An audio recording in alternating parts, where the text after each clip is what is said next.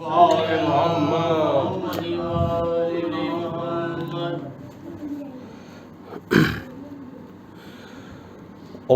صل على محمد وآل محمد.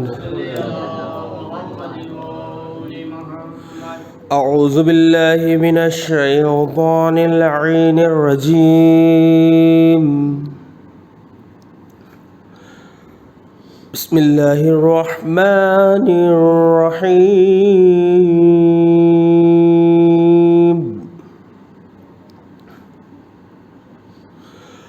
والتين والزيتون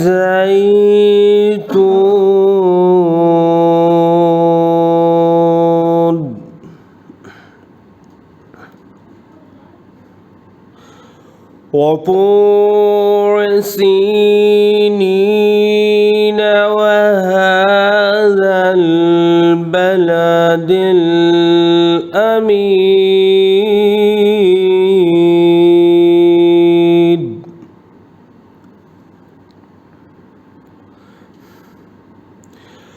لقد خلقنا الإنسان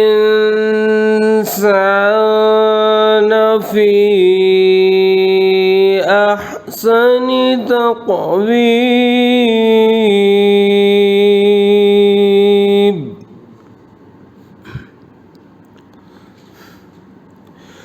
ثم رددناه أسفل سافلين.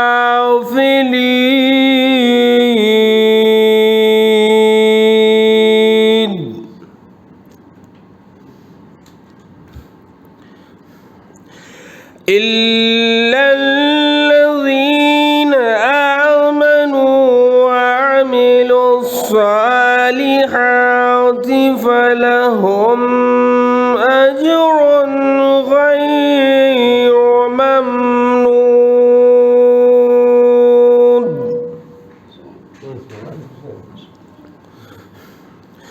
فما يكذبك بعد بالدين.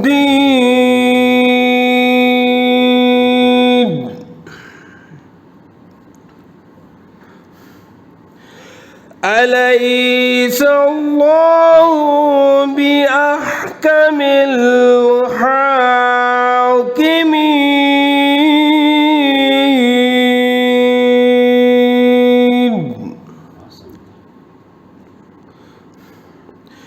أليس الله بأحكم الحاكمين.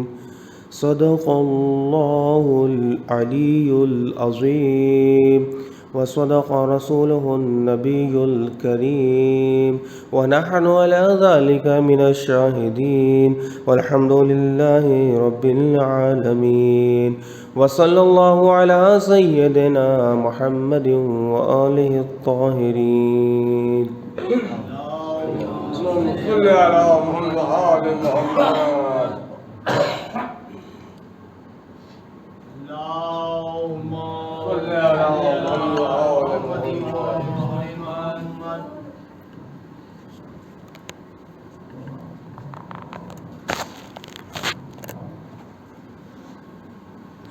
ایک دیگر نعرے صلوات.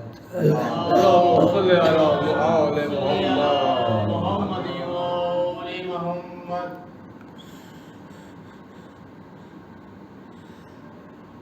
کوئی نہ رہا مونسو یاور حسین کا.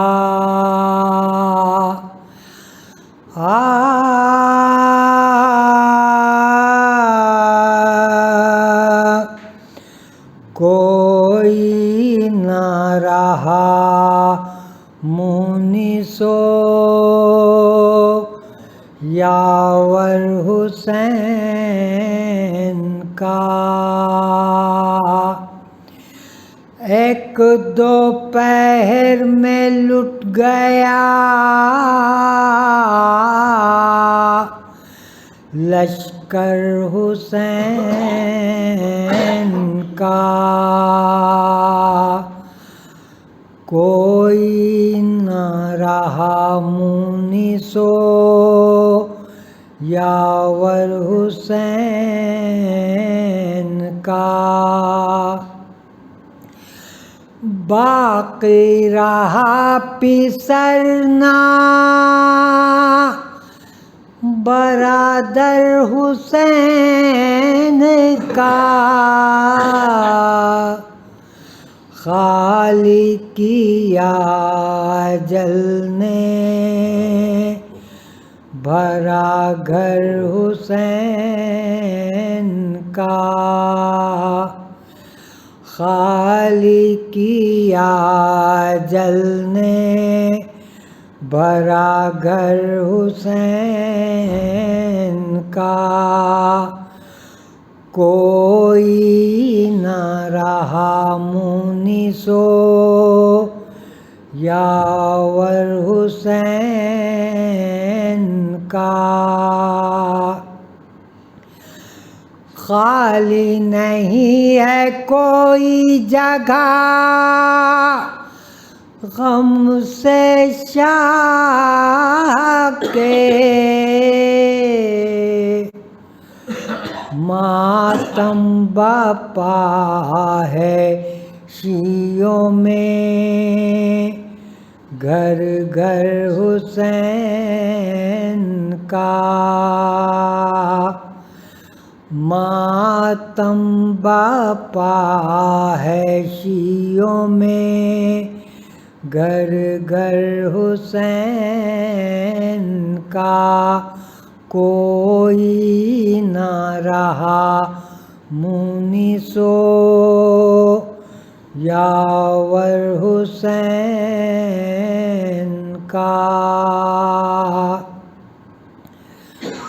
اصغر کی لاش دیکھ کے بانوں نے یہ کہا وہ جلوہ گر ہے خاک پہ اختر حسین کا،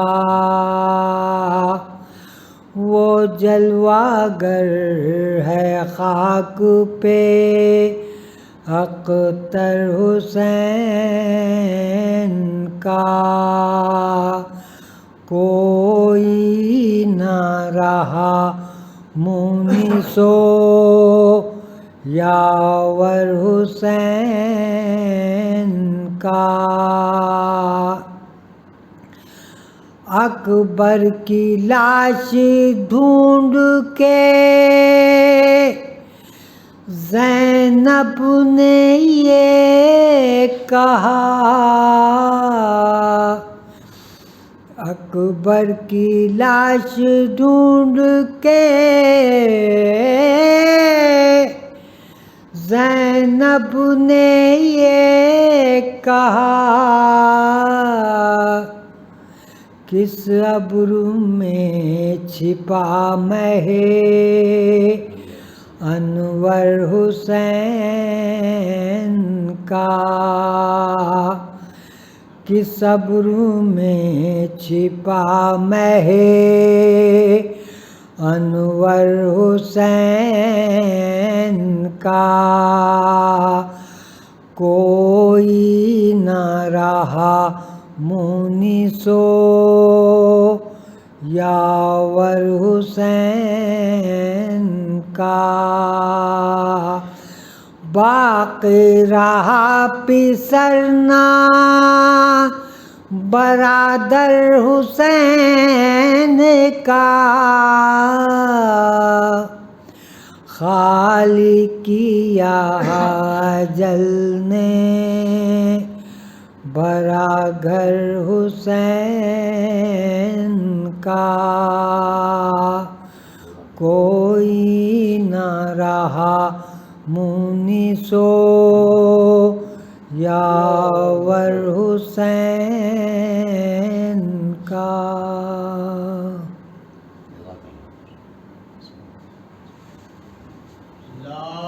اللهم صل على محمد وآل محمد.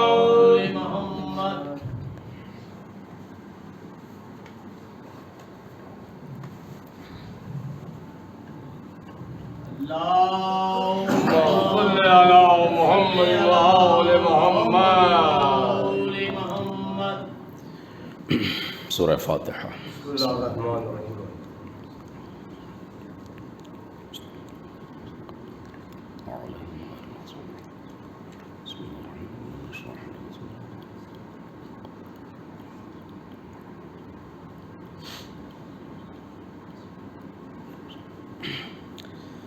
اعوذ باللہ من الشیطان اللعین الرجیم.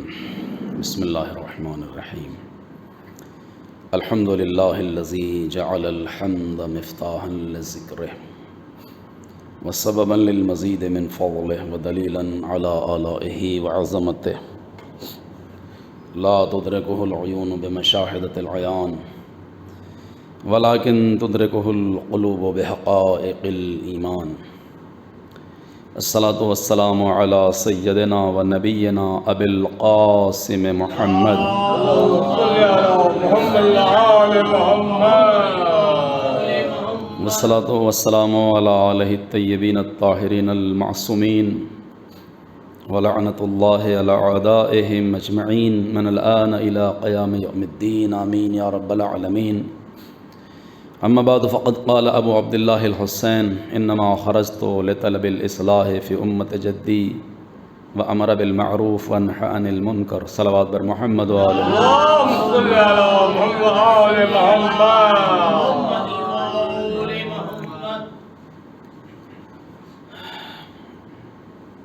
آج محرم کی 3 تاریخ ہے اور یہ تیسری مجلس آپ سماعت کر رہے ہیں. وہ مقدس کلمات جو آپ کی خدمت تک پہنچائے گئے ہیں وہ زبان عالی قدر سے گوہر افشاں ہوئے ہیں کہ جہاں زبان رسالت چوسی گئی اور امام حسین علیہ السلام نے پیغمبر اسلام کی صلی اللہ علیہ وسلم زبان چوس چوس کر ان کی انگلیوں کو ان کے انگوٹھوں کو چوس کر اپنی زندگی کا آغاز کیا اور پھر ان کی زندگی ایسی بن گئی کہ خود پیغمبر اسلام کو کہنا پڑا یہ مجھ سے ہیں اور میں ان سے ہوں. پیغمبر اسلام کی زندگی جیسی تھی، آپ کا جیسے اخلاق تھا، آپ کی جیسی سیرت تھی، آپ کا جیسا کیریکٹر اور کردار تھا، وہ اہل بیت علیہم السلام نے ہر موقع پر پیش کیا. لیکن کربلا اس کا بہترین نمونہ ہے. اگر ہم صرف اور صرف کربلا کو آئیڈیل کے طور پر پیش کریں تو یہ ہمارے لیے کافی ہے. موضوع ہے، آپ جانتے ہیں، کربلا جلوگاہ اخلاق، یعنی کربلا سے انسان اخلاقیات کیسے بنا سکتا ہے، کربلا سے انسان اپنا کیریکٹر کیسے بنا سکتا ہے، کربلا نے ہمیں اخلاقی طور سے کیا درس دیا ہے. یہ سارے مشتقات، سارے پہلو اس سلسلے میں آ سکتے ہیں. جیسا کہ میں نے ابھی کہا کہ کربلا ہمارے پاس ایک ایسا عظیم ذخیرہ ہے، اور یہ پہلے بھی کہی تھی بات کہ اللہ کی نعمتوں میں سے عظیم نعمت ہے کربلا، غم حسین. کربلا سے مطلب یعنی آج ہمارے لیے غم حسین. ظاہر ہے کہ کربلا ایک شہر ہے، ایک جگہ ہے، وہاں ہم نہیں ہیں اور وہ یہاں نہیں آ سکتی وہ جگہ، لیکن ہر جگہ کربلا ہے. جہاں ذکر حسین ہو جائے وہ کربلا ہے، جہاں ان کا علیہ مبارک سج جائے وہ کربلا ہے. کربلا کسی ایک محدود جگہ کا نام نہیں ہے، کربلا ایک تحریک کا نام ہے، کربلا ایک ایسے مشن کا نام ہے کہ جس نے ہر جگہ پر اپنی جگہ بنا رکھی ہے. فرانس کا انقلاب ہو، ہندوستان کی آزادی ہو، یا دیگر ممالک میں انقلابی تحریک جو ہوئی ہیں، ان میں کہیں نہ کہیں کربلا ضرور شامل پائیں گے آپ. لیکن سب سے بڑی تحریک جو کربلا نے دی وہ دی ہمارے نفس کی اصلاح کی تحریک، کہ انسان اپنے آپ کو سنوار لے۔ امام حسین نے مدینے سے چلتے وقت یہی فقرے کہے تھے جو میں نے آپ کی خدمت پیش کی ہے۔ پورا وصیت نامہ جو نہج البلاغہ بحر الانوار کی 44ویں جلد میں ہے اور بہت سی کتابوں میں موجود ہے، وہ یہی ہے۔ اس کا بیچ کا حصہ یہ ہے کہ میں اس لیے نکلا ہوں مدینے سے کہ اپنے نانا کی امت کی اصلاح کروں، امر بالمعروف کروں، نہیں عن المنکر کروں، اپنے جد کی سیرت پر اپنے جد کی امت کو یعنی امت مسلمہ کو چلاؤں اور اپنے باپ کی سیرت پہ چلاؤں۔ عزیزو، میں سوچتا ہوں کبھی کبھی یہ پڑھ کر، کیا اتنا کافی نہیں تھا؟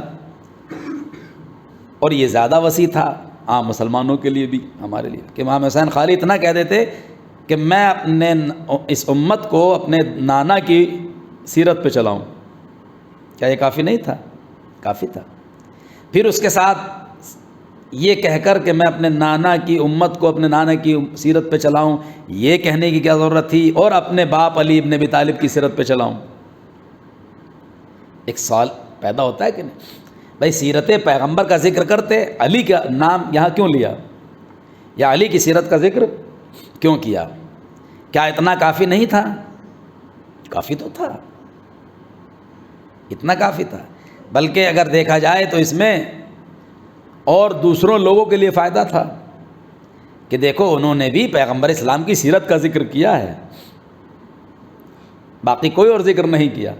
لیکن امام حسین نے جہاں اپنے نانا کا ذکر کیا وہیں اپنے باپ کا بھی ذکر کیا، جہاں پیغمبر کا ذکر کیا وہیں مولا کائنات کا بھی ذکر کیا۔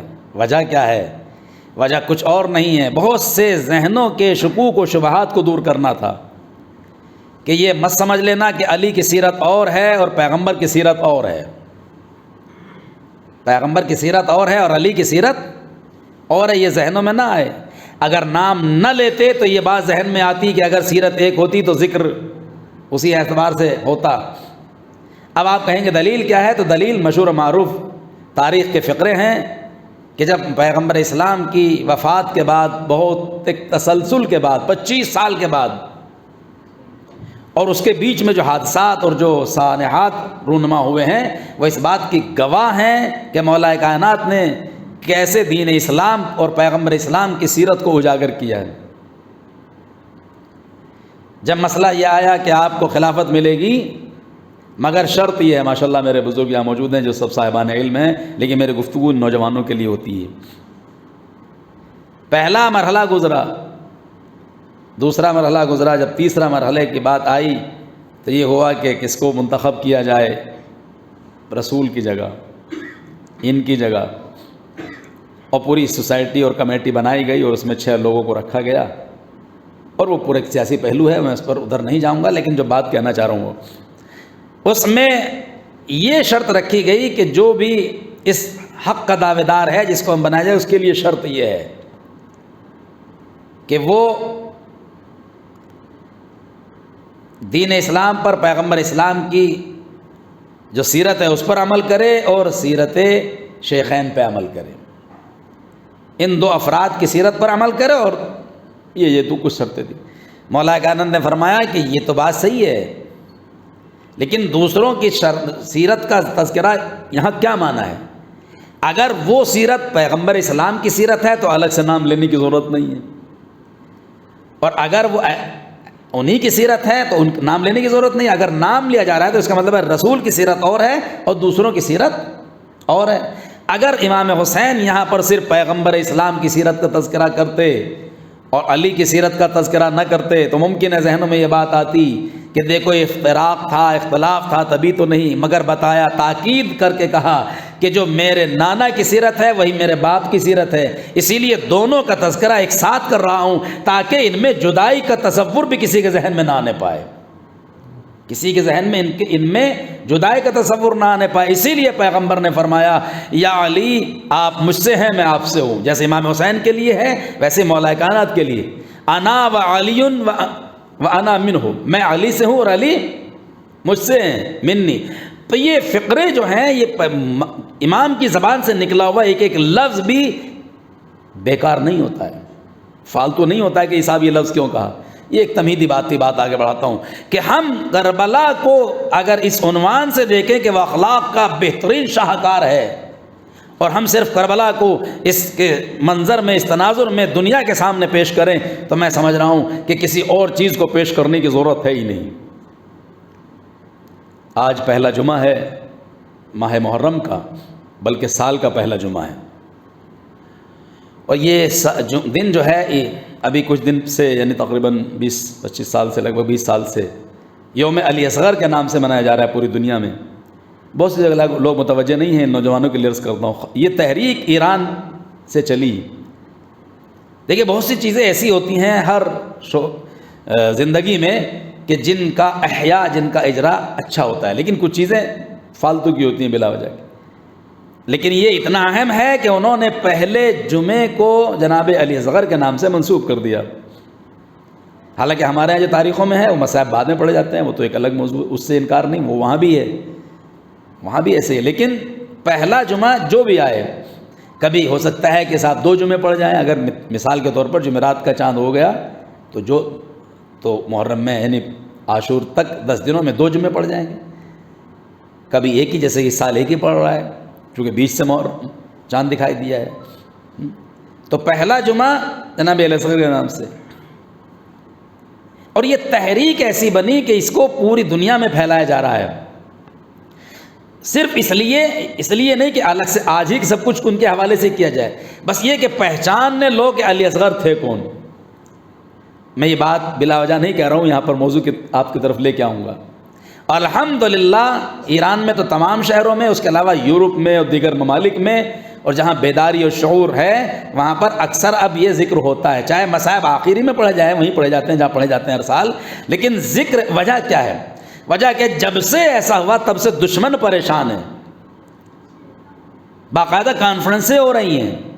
ابھی 2-3 سال پہلے سعودیہ میں کانفرنس ہوئی، اسرائیل میں کانفرنس ہوئی، یورپ کے کئی ملکوں میں کانفرنس ہوئی، خالی یہ پتہ لگانے کے لیے کہ یہ کام کیوں کیا گیا، یہ علی اصغر کون ہے، یہ علی اصغر کون ہے کہ جس کو اتنا ہائی لائٹ کر دیا ہے اس مملکت نے، اس حکومت نے، ایرانی حکومت کی طرف اشارہ کر کے۔ یا یہ کہ حکومت سے مراد اصل میں حکومت نہیں کرتی ہے، نام آدمی حکومت کا لیتا ہے، کرتے عوام ہیں، مومنین کرتے ہیں، لیکن ہوتا کیا ہے کہ ہر چیز پر جہاں پر بھی ہوتا ہے اس کا لیبل لگا لیا جاتا ہے، لیکن ظاہر ہے کہ ان کا سپورٹ ہوتا ہے، ان کی پرمیشن ہوتی ہے، وہ سب چیزیں۔ تو یہ کیوں کیا جاتا؟ اب جب تحقیق کی گئی تو اس میں یہودیوں کی بڑی کھلبلی مچی ہے، یہودیوں میں، کہ علی اصغر کے نام سے منسوب کرنے کا مطلب یہ ہے کہ اب تاریخ جب بھی ان کے بارے میں پڑھے گی تو ظالم اور مظلوم کی طرف چلی جائے گی، کون ظالم تھا کون مظلوم تھا، بے گناہ کو کیوں مارا گیا، اس کا کیا قصور تھا، اس کے باپ نے پانی ہی تو مانگا تھا، پانی دے دیا جاتا، آخر کیوں اتنا بڑا اقدام کیا گیا کہ ایک چھوٹے سے بچے کو بھی شہید کر دیا گیا۔ پتہ چلا کہ ہدف صرف یہی تھا کہ کسی کو آئیڈیل بنا دیا جائے تاکہ اس کے پس منظر میں حق کا اظہار ہو جائے اور باطل کا بھی پتہ چل جائے، باطل کیا ہے اور حق کیا ہے۔ تو کربلا کا سب سے بڑا فائدہ یہ ہوا، سب سے چھوٹے شہید کا فائدہ یہ ہوا کہ جو سب سے چھوٹا شہید ہے اس سے دنیا کی سب سے بڑی طاقت خوف زدہ ہے اور باقاعدہ پریشان ہے، مشکلات میں۔ اور باقاعدہ جب کانفرنس کا آغاز کیا گیا تو اس میں جو چیزیں پاس ہوئی اور جن چیزوں کا ان کے خدشات کیا گیا تو اس کی ہیڈنگ یہی رکھی، ڈرو کہ علی اصغر آ رہا ہے۔ جو عربی عنوان تھا اس کا ترجمہ اردو میں کہ ڈرو علی اصغر آ رہا ہے۔ یہودی کہہ رہے ہیں یہ علی اصغر نہیں ہے، وہ سمجھ رہے ہیں جس کو ہم علی اصغر سمجھ رہے ہیں وہ حیدر کرار کا پوتا ہے، یعنی یہودی یہ جان رہی ہے اصغر نہیں آ رہا، یہ حیدر آ رہا ہے۔ یہ کیا ہے؟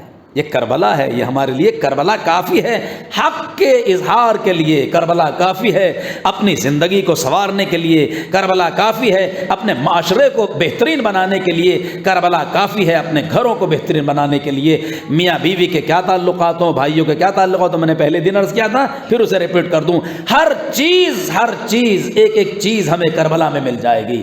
گھروں کی حالت کیا ہو، معاشرے کی حالت کیا ہو، شہروں کی حالت کیا ہو، آپس کے تعلقات، نفس کی اصلاح کیسے ہو، نفس کی اصلاح کیسے ہو، اخلاقیات کیا ہوں۔ دیکھیے کوئی بھی پہلو آپ اٹھا کے دیکھ لیجئے شہداء کربلا میں، چاہے انصار کا پہلو ہو زندگی کا یا اعزاء کا، امام حسین کے جو اعزاء تھے ان کی زندگی کا پہلو ہو، کہیں بھی ہمیں یہ نہیں ملتا کہ ایسی کوئی بات مل جائے کہ جس پر کوئی انگلی اٹھا سکے یہ کام غلط ہوا ہے، یہ کام صحیح نہیں ہوا ہے۔ حسین نے اصحاب کے ساتھ یہ کیا، اعزاء کے ساتھ یہ کیا، اپنوں کو پانی دے دیا، اپنوں کے لیے پانی بچا کے رکھ لیا اور دوسروں کے لیے نہیں دیا، اپنے کی لاش پہ پہنچے غیر کی لاش پہ نہیں پہنچے، حد ہو گئی۔ حسین نے تو وہ کام کیا ہے کہ جو اپنوں کے ساتھ نہیں کیا، حسین نے باہر سے آنے والے کی اتنی عزت اور قدر کی کہ دنیا حیرت میں، جو ان کو کون نہیں جانتا، سب جانتے ہیں نا۔ کہہ رہے ہیں کہ میرے پسینے سے بدبو آتی ہے اس لیے آپ مجھے اجازت نہیں دے رہے ہیں، یہ ان کا انتہائی ارادت مندی تھی حسین سے، لیکن تاریخ نے کیا لکھا کہ اسی کا سر زانو پہ ہے، اس کے لیے دعا کر رہے ہیں۔ یعنی دنیا کو بتا دیا حسین نے ہمارے یہاں اخلاق کا عظیم پہلو یہ ہے کہ اگر غلام بھی ہے تو اس کا سر بھی زانو پہ ہوگا، اگر وہ غلام بھی ہے تو اس کا سر زانو پہ ہوگا، تاکہ کل کوئی یہ نہ کہہ سکے غلام تھا تو اس کی لاش کو ایسے ہی چھوڑ کے چلے آئے۔ یہ کربلا ہے، اخلاق کا بہترین نمونہ ہے، یہاں اسے ہماری زندگی کو بدلا جا سکتا ہے۔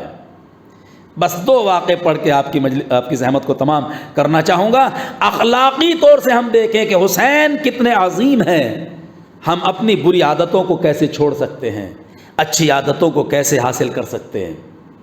صرف اور صرف ذات حسین میں یہ کمال پایا جاتا ہے، جاذبانہ طور سے۔ یوں تو ہر معصوم الحمدللہ ہمارے یہاں پوری تاریخ ہے، لیکن کربلا اس لیے ضروری ہے پڑھنا کہ کربلا سے ہر ایک متاثر ہو جاتا ہے، جس کے بارے میں سوچ نہیں سکتے کہ متاثر ہو جائے گا، متاثر ہو جاتا ہے۔ آپ اپنے شہر ہی کی تاریخ دیکھ لیجئے، امام مشن سے ایک چھوٹا سا کتاب چھپا ہوا ہے، پہلے چھپا تھا پتہ نہیں، اب تو خیر وہاں کی صورتحال ہی بالکل الگ ہے، چھوٹا سا کہ 100 سال پہلے لکھنؤ کی عزاداری، حالانکہ وہ بھی چھپا ہوا ہے 30-40 سال پرانا، تو مان کے چلیے کہ 150 سال یا 140-35 سال۔ اس میں واقعہ لکھا انگریز عورت کا، اور پورا واقعہ لکھا کہ وہاں گھوم رہی ہے، ایام عزا ہیں، جلوس نکلے ہوئے ہیں، اور وہ اپنے گائیڈ سے پوچھ رہی ہے یہ سب کیا ہو رہا ہے، وہ پوری تفصیل ہے، وہ مجھے نہیں پڑھنا ہے۔ اور پھر آخر میں جب اس نے شہزادہ علی اصغر کے بارے میں پوچھا کہ یہ جھولا یہ لوگ کیوں اٹھائے ہوئے، یہ کیا ہے، وہ تو نہیں جانتی نا، بہت سی جگہ بہت سی چیزیں نہیں ہیں۔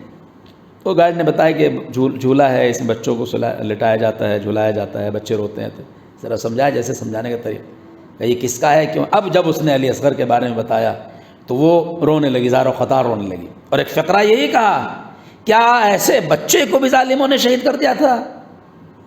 کتاب موجود ہے، میرے پاس موجود ہے، اور ماشاءاللہ جو لوگ ہیں پڑھنے کے شوقینوں کے پاس، کیا ایسے بچے کو بھی شہید کر دیا تھا؟ کہاں؟ وہ کہتی اب مجھے آگے نہ سنا، اب میں سمجھ گئی اس تاریخ کا، پورے جو تاریخ تم نے سنائی ہے اس کا ماحصل کیا ہے، اور یہ کیوں اتنا بڑا آج تک 1400 سال ہو گئے، آج تک یہ اثر کیوں ہے اس کا باقی۔ وہ متاثر کس سے ہوئی؟ کربلا سے نا۔ کربلا علی اصغر ہی کا نام ہے، کربلا علی اکبر ہی کا نام ہے، کربلا قاسم ہی کا نام ہے، یا لفظ بدل کے یوں کہہ دو حسین کا نام ہی کربلا ہے، اون محمد کا نام ہی کربلا ہے۔ یہ ایک دوسرے سے اتنے مدغم ہو گئے ہیں کہ جب کربلا کا ذہن میں نام آتا ہے تو فوراً ان کا بھی آ جاتا ہے، اور جب ان کا نام ذہن میں آتا ہے تو فوراً کربلا کا تصور ذہن میں آ جاتا ہے۔ یہ اخلاقیات سنوارے ہم اپنے اخلاق کو، بہترین ذریعہ ہے ہمارے معاشرے کو بہتر سے بہتر بنانے کا تذکرہ کربلا۔ رسول ترک ایک مشہور بد کردار آدمی تھا، مشہور واقعہ ہے، علماء پڑھتے ہیں، لیکن میں تھوڑا اس کے اخلاقی پہلو اب تک پہنچانا چاہتا ہوں۔ اب سے تقریباً 125 سال پہلے تبریز میں پیدا ہوا۔ ماں بہت مولائی تھی۔ مولائی کا مطلب وہ مولائی نہیں جو ہمارے ذہنوں میں ہے، ہم مولائی صرف اس کو سمجھتے ہیں جو بہت زیادہ نعرے لگا لیتا ہے، لیکن مولائی کیا، جہاں پر بھی دین کا مسئلہ آئے، جہاں پر عشق اہل بیت کا مسئلہ آئے، انسان اس میں غرق ہو جائے۔ بے پناہ گریا کرتی تھی اس کی ماں، خاص طور سے امام حسین کی مجلسوں میں ضرور شرکت، جب وہ شکم مادر میں تھا تب بھی دعا بھی کرتی تھی اس کے لیے، اشک بہاتی تھی، روتی تھی غم حسین۔ بچہ پیدا شروع میں بہت اچھا تھا، ہر جگہ جاتا تھا، ہر جگہ، لیکن ماں باپ جب اچھے ہوتے ہیں تو زیادہ تر بچے اچھے ہی ہوتے ہیں، ماحول بگاڑ دیتا ہے ان کو، سوسائٹی بگاڑ دیتی ہے ان کو.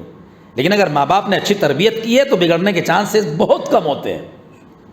یہ تو سوسائٹی ہے جو سماج اور معاشرہ ہے، انسان کو تباہ اور برباد کر دیتا ہے. 24 سال کا ہوا، اتنا زیادہ بد کردار ہو گیا کہ اس نے اپنا شہر ہی چھوڑ دیا، تہران آ گیا.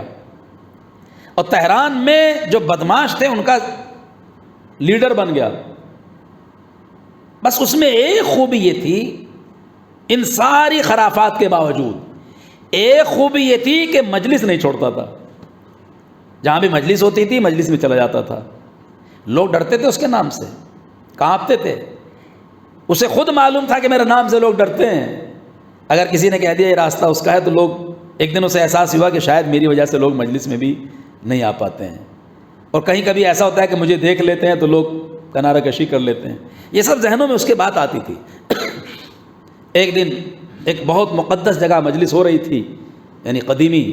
وہاں جب وہ داخل ہونا چاہا اس نے تو اس کا جو ذمہ دار تھا حسینیے کا، عزا خانے کا، اس نے اس کو باہر کر دیا کہ تم بد کردار ہو اور تم یہ ہو، اور وہ اس کو بھگا دیا وہاں سے.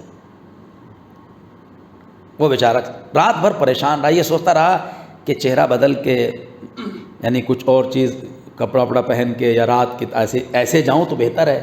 یعنی اس کے دل میں رہا کس طرح مجلس میں پہنچوں. اصلی یہ تھا ہدف اس کا کہ میں کیسے مجلس میں جاؤں، چھپ کے جاؤں، کیسے جاؤں، یہ سوچتا رہا.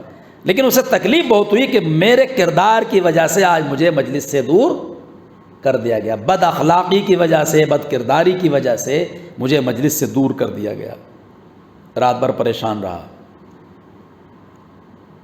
جس نے نکالا تھا عزا خانے کے ذمہ دار نے، رات میں سو گیا. اس نے خواب میں دیکھا کہ کربلا کا صحرا ہے، امام حسین کا خیمہ نصب ہے، اور یہ شخص امام کی خدمت میں ملاقات کے لیے آگے بڑھتا ہے، اور لوگ بھی جا رہے ہیں. وہاں جب پہنچا تو اس نے دیکھا کہ کتا ہے جو امام حسین کے خیمے کے پاس ہے، قریب ہے، اور وہ خیمے کی نگرانی کر رہا ہے، نگہبانی کر رہا ہے. یعنی اگر کوئی غلط دشمن مثلا جائے یا اس طرح جائے تو بھونکتا ہے. لیکن اس نے غور سے دیکھا کہ یہ ہے تو کتا، لیکن اس کا چہرہ رسول ترک کی طرح سے ہے. یعنی منہ اس کا ہے جیسے کہ وہ بدماش، پورا جسم کتے کا ہے. اب یہ پریشان ہو گیا. آنکھ کھلی، صبح اذان کا وقت، مطلب ایک دم ہلکی سی روشنی تھی، اذان کا وقت ہو چکا تھا. اس کے گھر گیا اور کہا مجھے معاف کر دو. کہہ رہا بھائی